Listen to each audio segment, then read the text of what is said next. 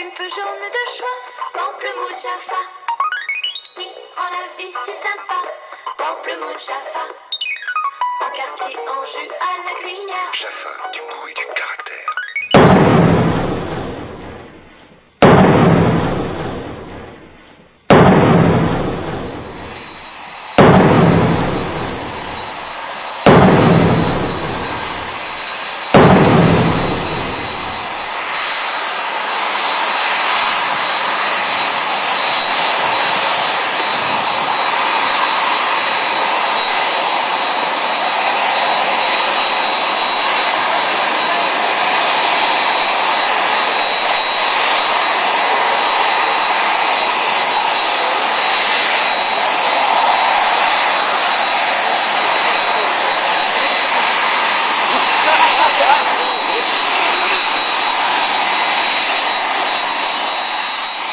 We staan hier aan het bedrijf Lachs en dat is een distributiebedrijf van Agrexco.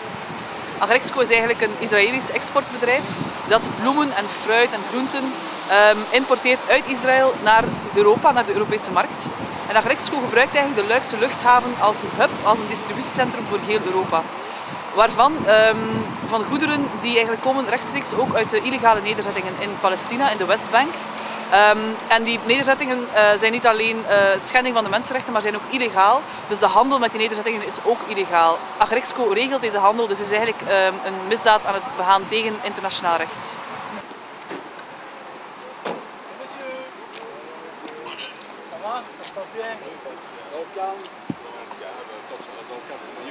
Donc vous êtes une vingtaine et vous comptez rester jusque plus ou moins dans l'après-midi. Ça, un petit peu, Voilà. à brûle pour point, sans heure bien déterminée, quand vous semblera bon de dégager. Vous distribuez des fleurs, Exactement. non? Ah non, on a des pas de tracts fleurs. si vous voulez. On a des tracts à vous distribuer. Oh, mais moi, On a quelques roses. Je ne veux ni fleurs ni tracts à la rigueur. Puisque Des pralines, je préférerais, mais bon.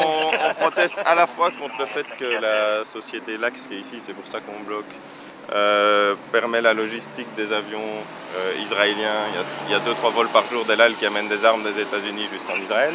Et la société Agrexco qui importe tout un tas de produits des territoires occupés, des dattes, des légumes et des produits congelés qui passent par ici.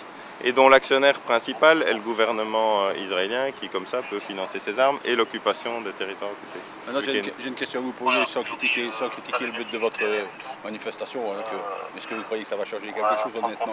Je pense que plus on le fait, plus ça changera les choses. Mais à mon Et avis, qu'il vaut mieux dire aux gens d'arrêter d'acheter du Jaffa, d'arrêter d'acheter Je suis entièrement d'accord avec ce que vous dites. Hein. Le fait est, si vous voulez que ça cesse réellement, il faut planter un piquet ici en permanence du 1er janvier au 31 décembre. On n'a pas encore les moyens, mais ça viendra peut-être un jour. Allez, ça va. On ne sait jamais.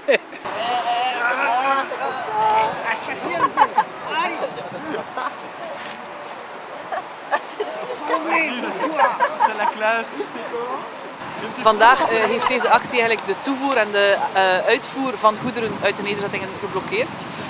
Het is een eerste startschot voor een breder protest tegen deze import van goederen. En wij hopen dat we hiermee een duidelijk signaal gegeven hebben dat dit niet langer kan. I didn't know that either. Just discovered that one hour ago. 1 hour driving and Yes, but it's not possible to pass through the people there for the moment. that's right. Okay. Yes. Can I, Well, the best for you is maybe to wait there, over there, in the corner, can I somewhere drive? there. Yes, you can go. Yes, Then, further. okay. Yes, 3 times on your right. Okay.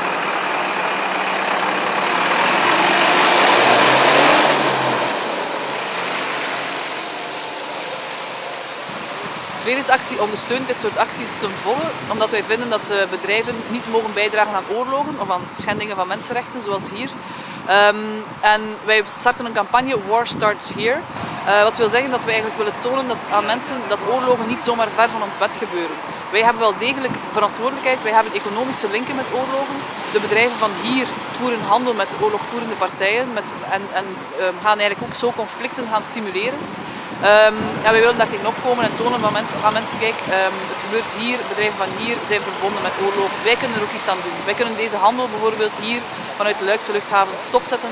Wij kunnen deze schending van internationaal recht stopzetten.